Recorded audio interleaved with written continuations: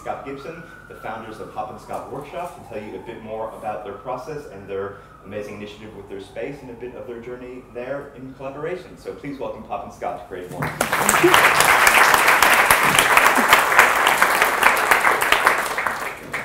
Cool. I think I've got this thing. You need that as well. Do I need this too? Oh. Hi guys, thank you for all coming. I'm shitting myself, by the way. I've been on stage before doing other things, but I've never done a serious chat like this. But Scotty's sort of a little bit more experienced than I am. Basically, we're just rolling some images behind us of the building of the space that we have over the last 3 years. So there might be a little bit of nudity, so sorry if we offend you, but not too much. It just pops up every now and then. Okay, I'll let Scotty start with his sort of background of what we sort of came from and what sort of led us to where we are with this sort of project. Yeah. So I guess my background, I've worked in the skate industry for a long time. This is going to be very short and sweet. Very late in my life, I decided to become a plumber. I did that in my late 30s. And then Pops and I started making a lot of furniture together at home. And then we ended up, well, I'll tell you more about it as we go along, but then we ended up just building a lot of furniture for ourselves. And then it's just sort of really grown from there. I mean, now that's what we do every day.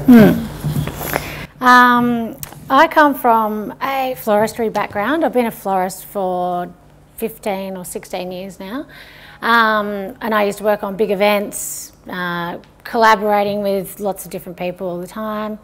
I found working in that industry, sometimes collaborations were a little bit difficult because there would be egos involved, and certain people aren't capable of, you know, allowing certain creatives to explore themselves. And so working for people sometimes I found really difficult, because as a creative I feel like you should be nurtured and supported, and your successes should be celebrated, especially still if you're working under someone else's business. And I found that this was really hard for me.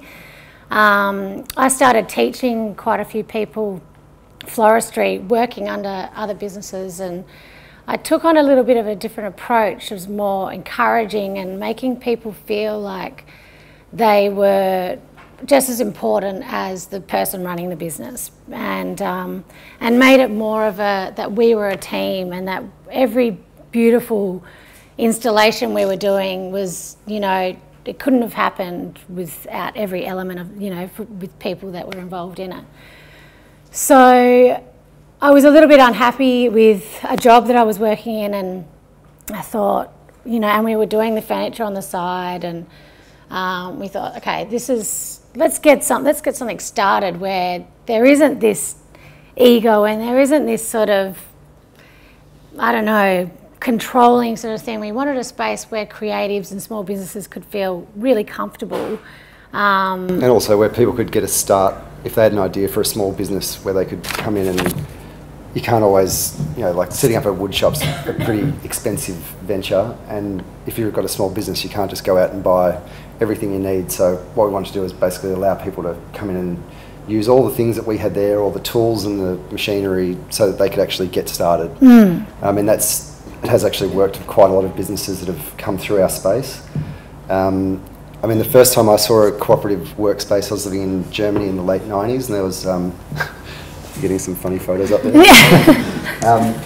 And there was some really small motorbike workshops back then in the late 90s, where people could go and pay by the hour to utilise these workshops and these workspaces, which, I don't know, that always really, really stuck with me, that these people would just open up their workshop and say, you know, you can go for it. So that's always been in my mind for all that time, for you know, 15 years or something, until this sort of came along. Yeah. So what happened is Scotty, we were sort of tinkering in our backyard, and Scotty rang me one day, and he's like, he was working in the airport plumbing, and he's like, It's the worst place to be a plumber, right? Yeah. And he's like, oh my God, babe, I've just like come across this whole room full of woodwork machinery that's just not being used. And actually, the airport is terrible for this. There's so much space and so many things. There's even a whole cinema that's underwater at the moment. Of these, you know, machinery and things that aren't being used. So he's like... So, yeah, well, I was out there for maybe 5 years, and these machines were always in this one big storage shed, just beautiful old woodworking machines, and everyone out there, all the different tradesmen, everyone had a different story about who was taking what and what they were going to do with the machines, and nothing changed for 5 years. And then the guys that we were working with had to clear that storage unit out, so we knew that they were going to be moving. And I just called the guy who runs Melbourne Airport and just said, look, Joe, I want to take all your machinery away. And he's like, all right. It took maybe 2 months. He's like, look, we'll price it all up, we'll get back to you. And you know, again, nothing happened. Then it was the weekend they were moving out, and I just called him and said, we want your machines. And he's like, just make me an offer. We offered him a very, very small amount of money. I think the we didn't have much money then at all. Well, still now, actually. And he just said, if you can take them on Saturday, they're yours. And so I called a friend who just happens to have a crane truck, and he's like, well, I actually called him and said, Scotty, do you have a crane truck? He's like, no, I don't. I've got 3. And I was like, all right, it's not us. Just get your crane truck down there. And so, because one of the machines weighs nearly 2,000 kilos, and so we got them, we moved them to a storage warehouse next to PBS, where they sat for 6 months while we sort of hunted around to find a spot to put them. And we weren't like really, at this stage, we weren't really like, oh yeah, this is what we're going to do. We're going to get these machines and then have this cooperative space. This is kind of how Scotty and I work all the time.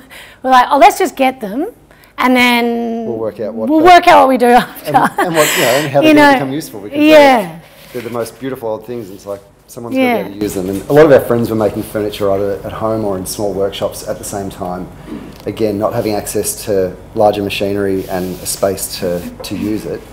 So that's why when we found our space and we put everything in there, all of our friends who were making furniture and stuff, it all just sort of worked as a space where they could come and utilise everything and really get their businesses going. Yeah, so that's where that whole collaboration of woodwork small businesses sort of came from, and that's initially what the business was mainly going to be driven for. And it was for also to open up the machinery to the handyman that works at home that just didn't have enough space to be able to, you know, machine a really large amount of timber and everything like that.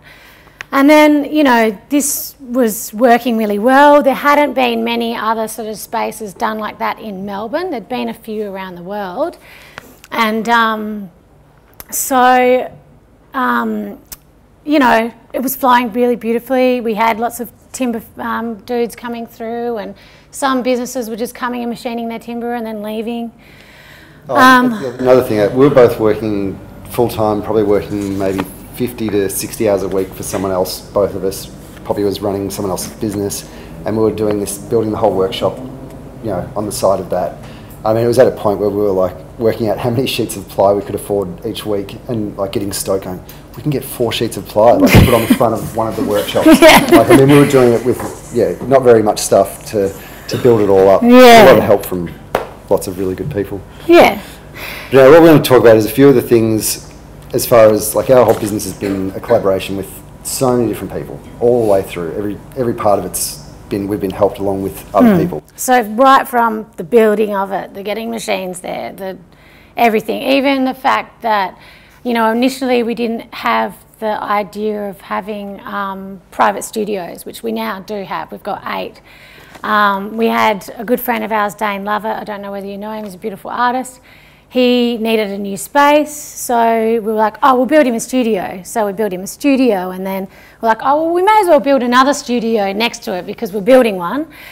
And we sort of left that one empty for a while. And there was going to be a lot of different things that space. Yeah, but I kind of had my mind set on, you know, it being a potter, you know, and thinking that kind of element would be beautiful in here because we'd have timber and then it'd be complementary, and we've got a painter. And so anyway, we ended up getting Bruce Anchor Ceramics coming through.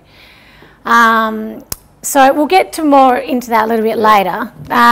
We've got some notes that we keep following it all. We're probably going to go right off this and just ramble the whole time. Okay, so in having in any collaboration or in a cooperative space, there are a lot of challenges that you sort of face, you know, and a big one is personalities. So there are certain types of personalities that can't handle working in a cooperative environment. We've come across a couple of these in our sort of journey. In saying this, they still have either in some way given us a positive impact, you know, to us or for them as well. So, for instance, yeah, we had Punk, who's a really good friend of ours. He started his furniture business out of our space, and it sort of came to a point where he was like, you know what, this doesn't work for me. Like, I need my own things, my own tools.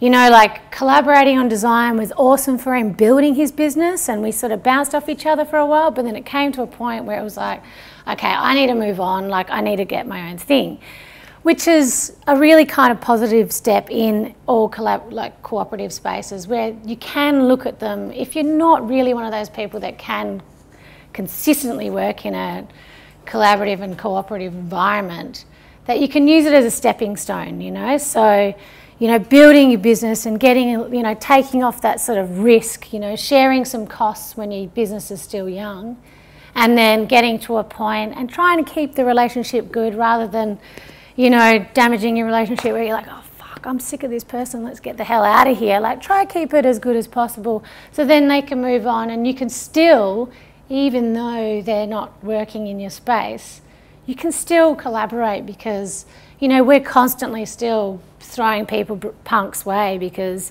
people come to us for something and we're like, oh, this is so not our style, and this isn't what we do, but this guy is like your dude, you know. So it's still, even though they're not in the space anymore, it's sort of, they're still part of it. You know, it's still that collaboration is still continuing on, you know. So your personalities can be a bit of a problem, but then there's still a positive in the end. Depends on how you look at it. That's how we look at it anyway. What is it? Oh yeah, we've covered that. I'm really sorry that yeah. We've had a mental week. Our daughter hasn't slept pretty much all week, so we're like zombies. We've had about 4 hours in the past 5 days. So. Like I said before, you know, all businesses can, you know, like have great success from building themselves from a cooperative environment, you know, and like I said, keeping your relationships good. All right, so just going to touch on a little bit of a thing. So a lot of people ask this question because we do have, you know, a couple of small furniture businesses running out of our space. Like people quite often... we've got 11 businesses running out of our workshop. Yeah, basically. But there's 3, 4 furnitures, and being us one of them. People quite often ask us, like, you know, how does that work? Like, are you competing against each other? And like, you know, wouldn't you be stealing each other's clients kind of thing? You know, like, but it doesn't really happen.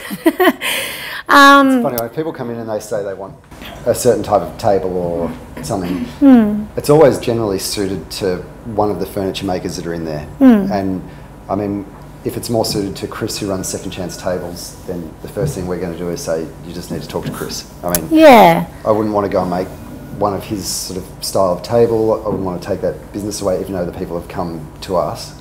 And it's just, I think respecting what other people do in the space and sharing that business out as well is a really And it always sort of comes back around, you know, like he might have someone approach him and they're like, can you do this? And he's like, well, you've actually just got that off the Pop and Scott website, so maybe you should talk to them.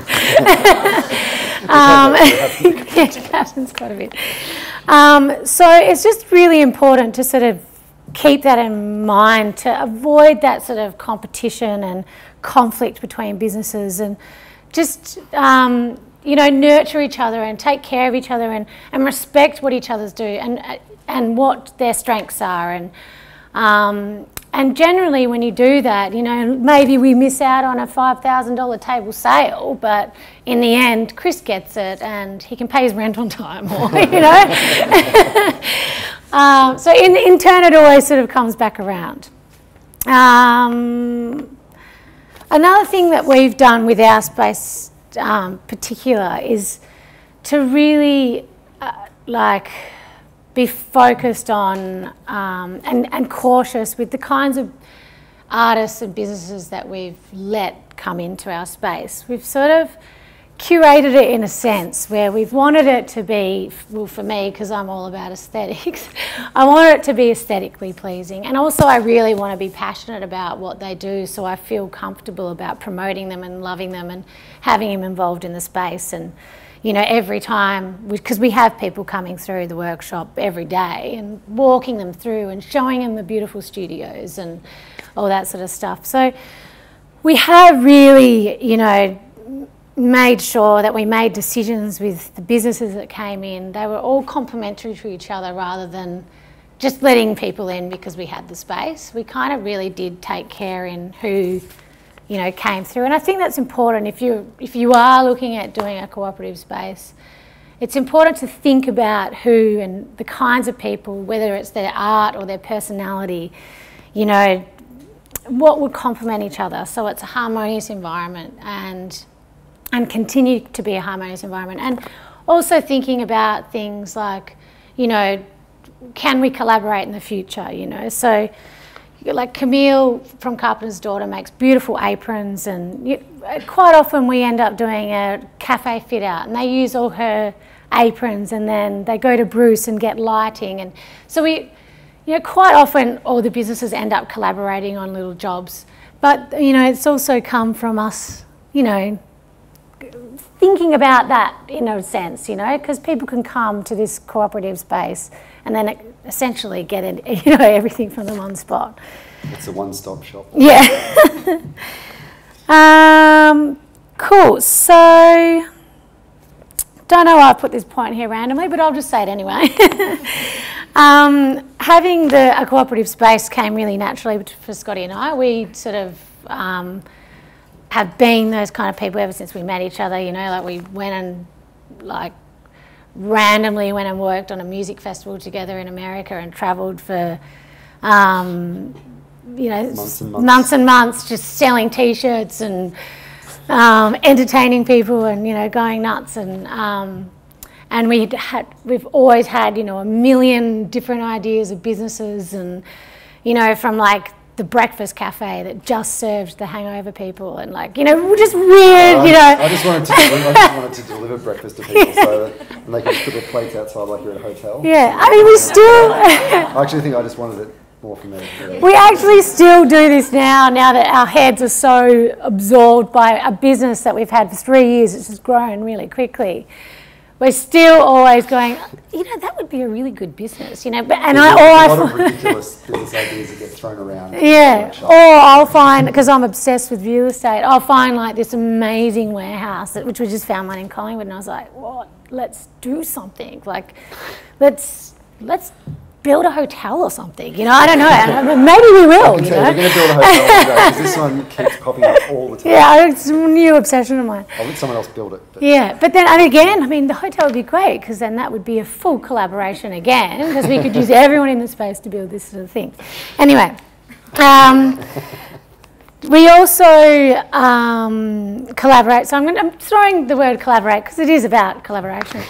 And again, we do collaborate together in life because we're partners and we have a baby, and in work life. I'm sure you've seen back yeah, up she's there. been popping up a bit.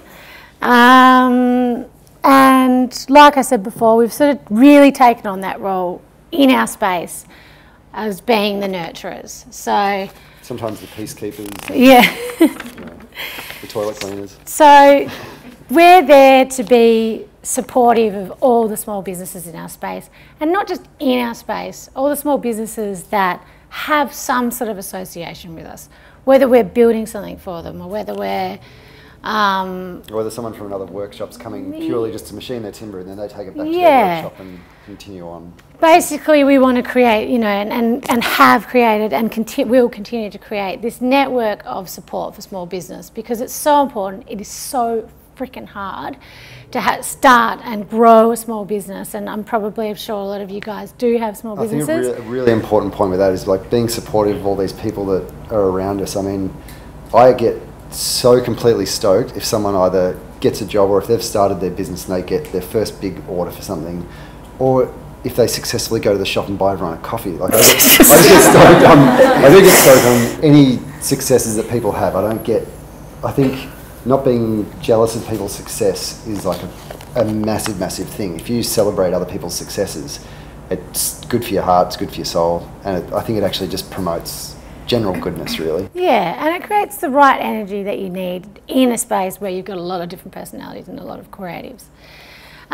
We also really wanted to provide people with a positive environment and supportive environment where they can explore and grow on their creative ventures, and somewhere where we can all become each other's sounding boards, and which is what we have done, which we feel really, really proud about. Oh, I'm going to start getting emotional now.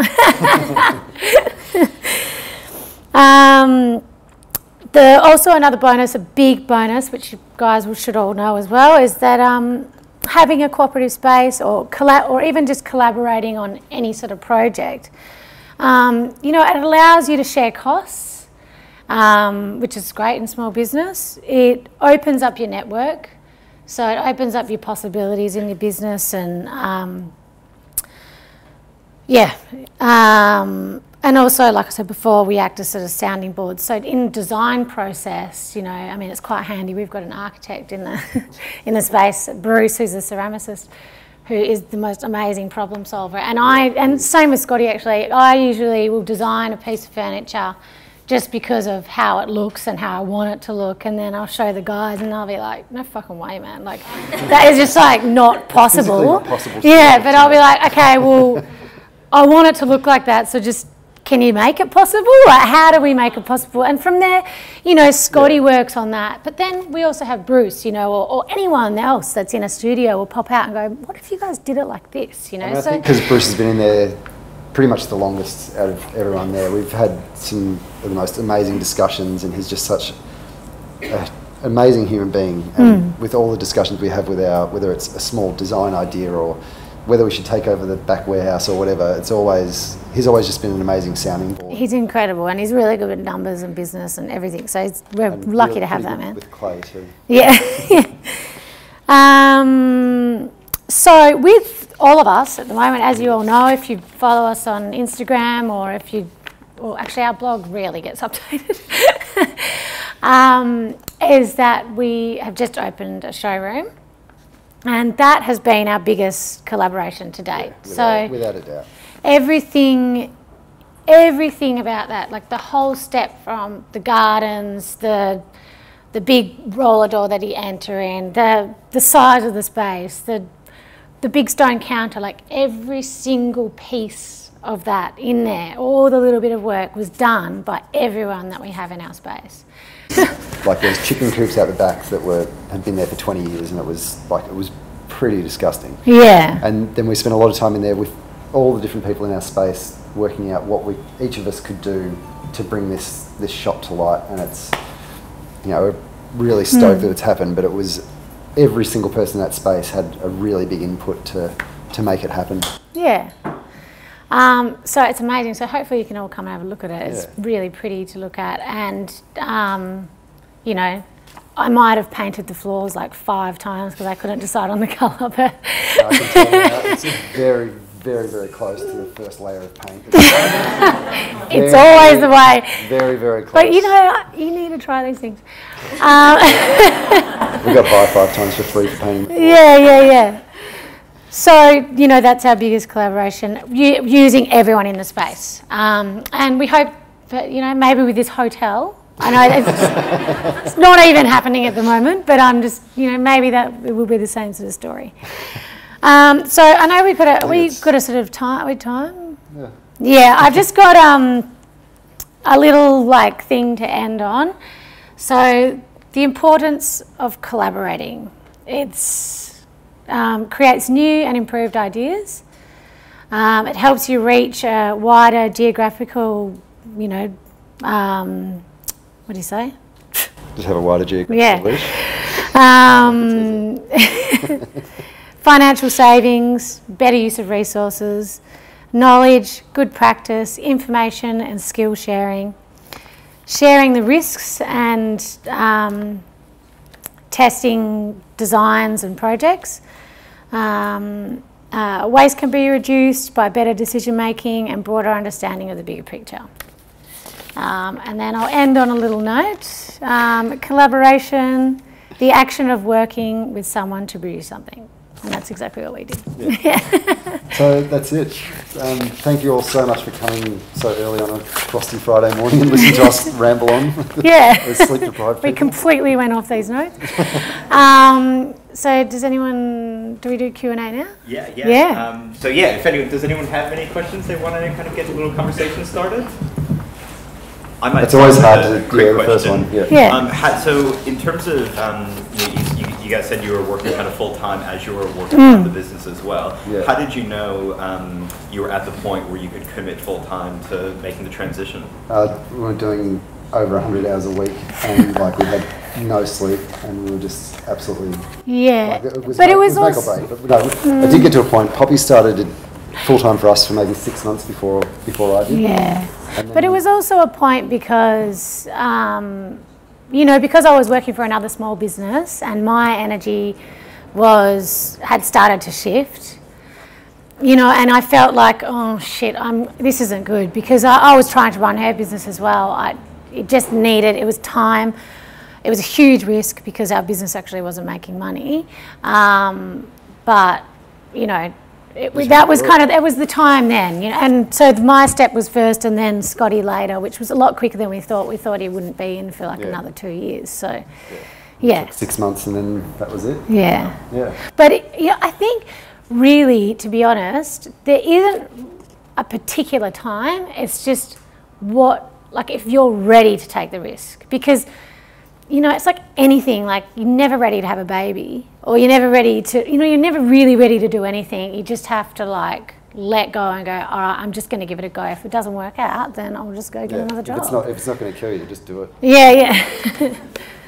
I think you're actually the first couple that we've actually had at Creative Mornings. So I'm also curious to kind of know, do you have time where it's kind of like you stop work and it's kind of like we're not, is it, or is it just pervasive? 3 o'clock emails.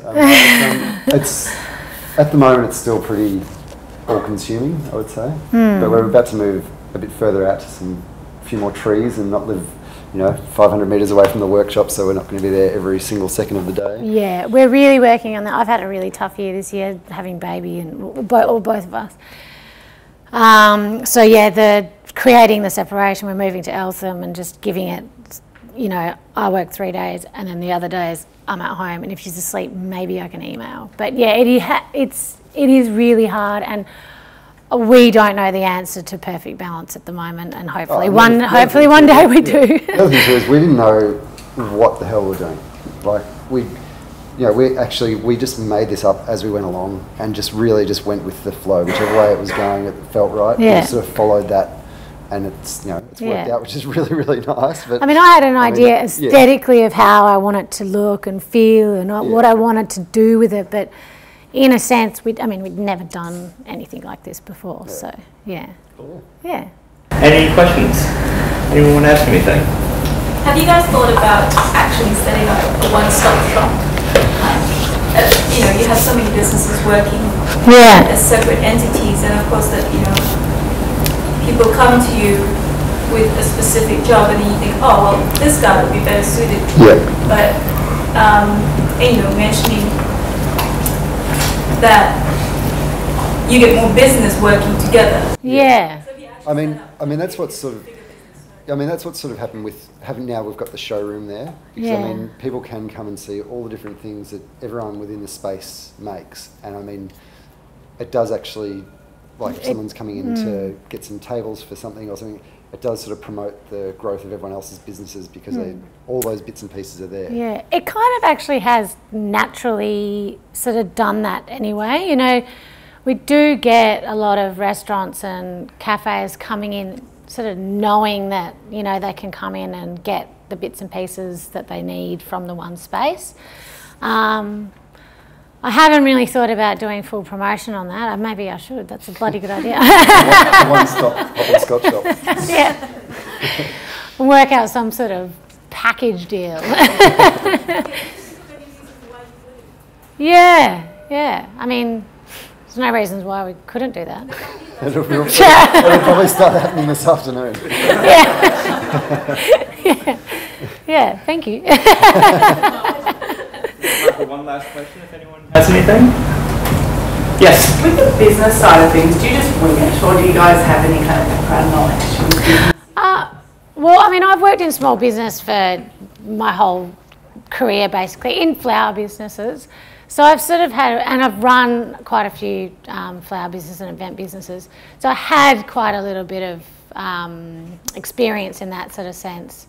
Well, there's a fair bit of winging it for sure. A lot of winging it, but I kind of feel like I sort of naturally... You learn things pretty quickly. Yeah. Especially when things don't work out financially and you realise that there's no money around, then you learn to change your business and learn a bit more about it. Yeah.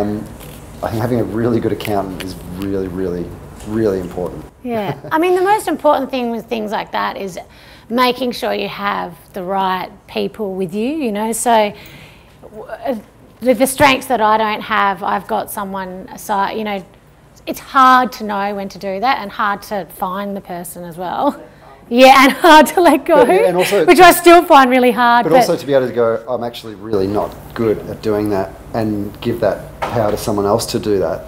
It's also sort of saying, hey, look, I can't do everything. You can't do everything, and other people are better at doing things than you are, so you may as well get the right people to do the right job. Which is what creating a good business model is, you know, like having... Working on people's strengths and working on your strengths with theirs. And Yeah. And for those of us who haven't been to the showroom, where is it? It's at the... Down on the so we're just on Northcote, just off Darebin Road. We're a little back street there. There's a new big food truck park that's going in on High Street, and our warehouse is just directly behind that. Yeah. So the showroom is at the warehouse, so you can enter through the side.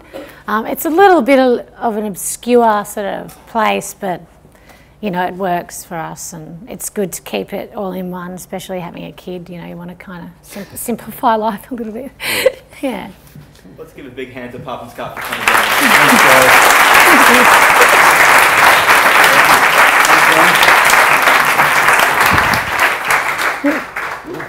I hope you all have a great Friday.